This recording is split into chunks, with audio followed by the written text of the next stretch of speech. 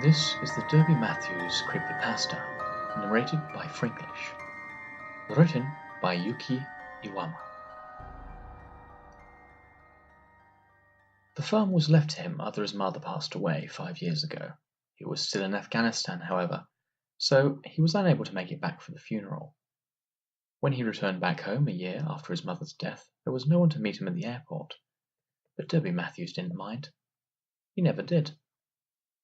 Retired now with 15 years of military service as a field surgeon under his belt, Derby tucked himself away on the large, lonely farm for what he assumed would be the rest of his life. Through his day-to-day life was quite mundane and placid. His only comforts were small yet treasured.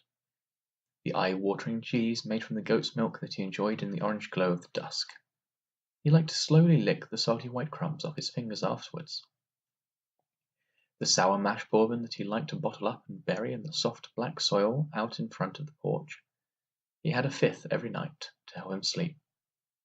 And the animals he kept on the farm, sometimes to be eaten and sometimes to be used for milk, eggs, breeding, fur, company, that sort of thing. Though most of the time to be eaten. Nothing was more valuable or enjoyable to Derby Matthews than a dripping sliver of meat, prepared by his own hands from animal to grill. At first he was more than satisfied with this process. Slice the animal's throat, bleed it out, skin it, cut it, then cook it. He relished the freshness of the produce.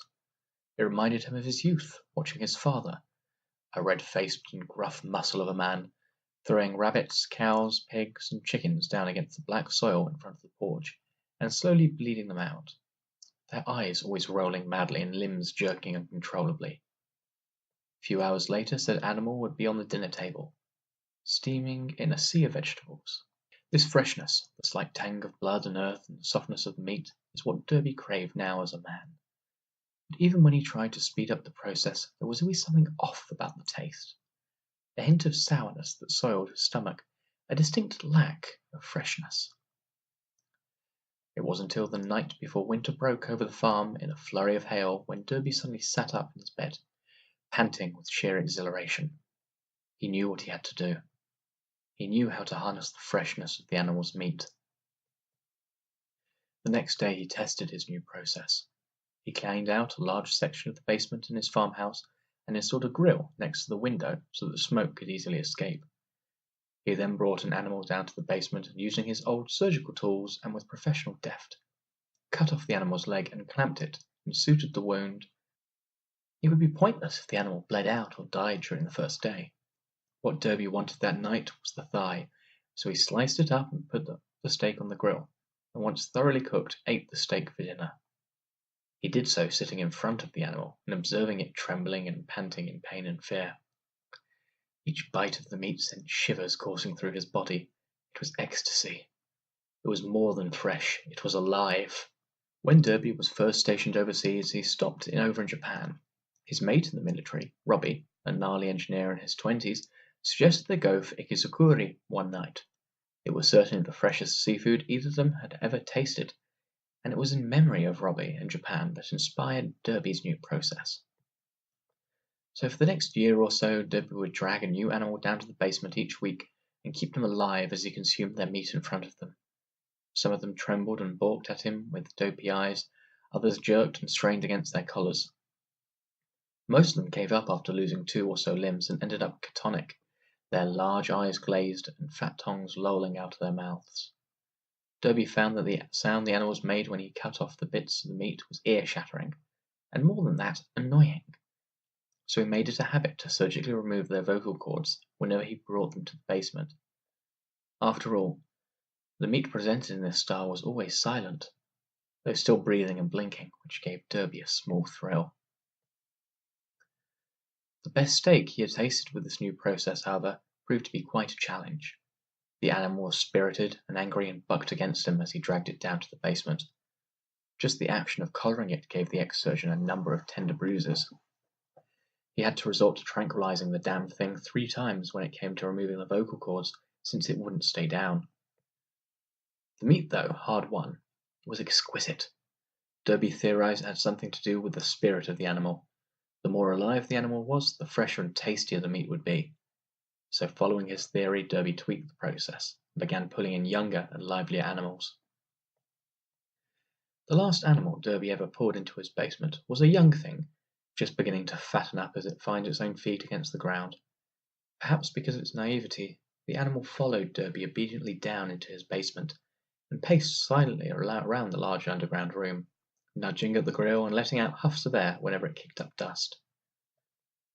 Derby watched in amusement as he put on his apron and gloves.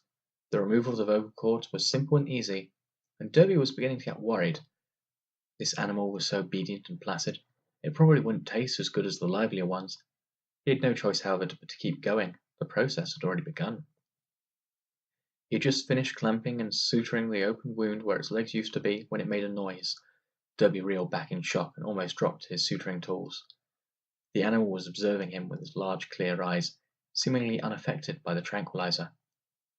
Thinking perhaps he had botched up the removal of the vocal cords, Derby packed away his tools and started cutting up the steak. There it was again.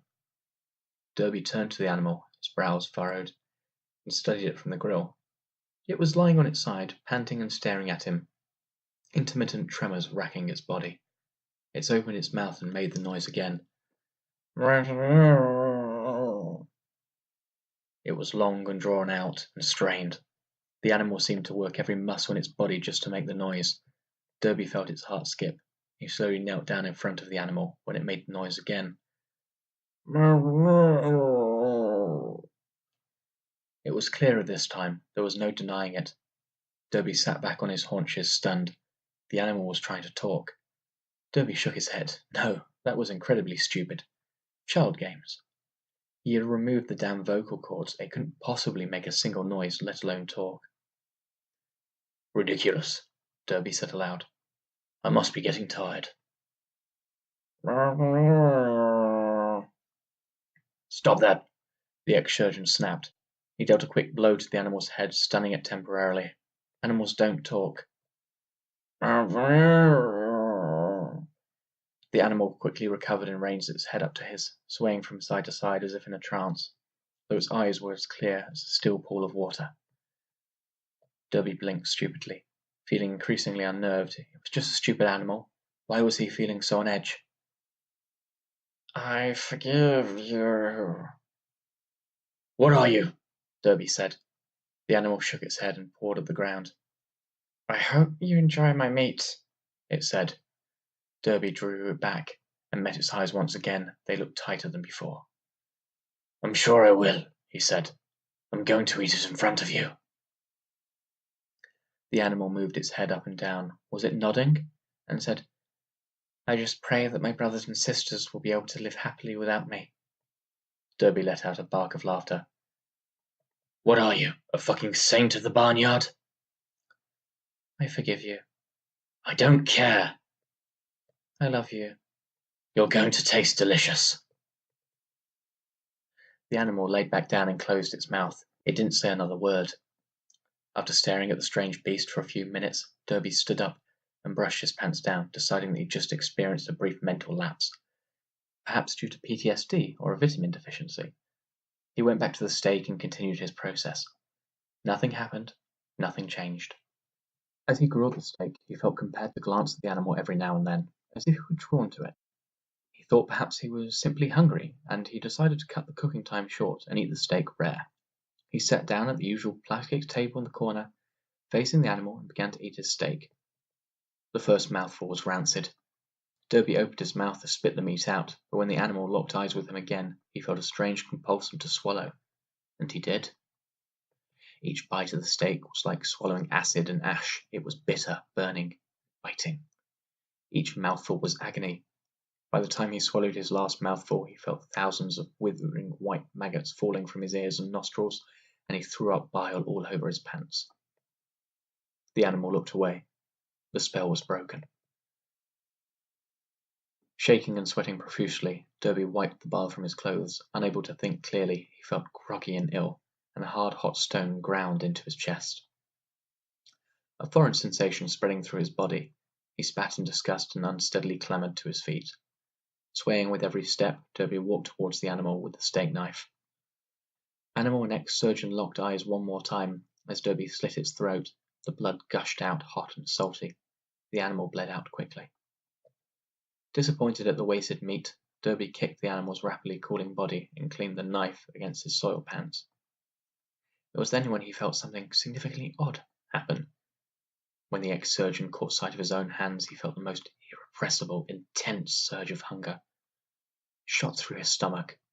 He was struck by a craving worse than one that plagues a heroin addict when he finds he's been presented with the drug. Derby Matthews felt mindless with desire, absolutely rabid for his own flesh, almost frothing at the mouth. He decided to cut his own arm off. The process was the same. He'd done it 100 times. The pain didn't even register. He tied a cord above his elbow and waited for the blood flow to stop. He then used the steak knife to make the initial incision. The skin gave away like paper, and the knife slid through fat like butter. The muscle and bone always took the most of the energy and effort, but he did it. He sat in his own fat and blood, slicing and sawing through his arm until it finally fell with a heavy thud into his lap. He should have passed out from the pain and blood loss, at least from shock, but he didn't.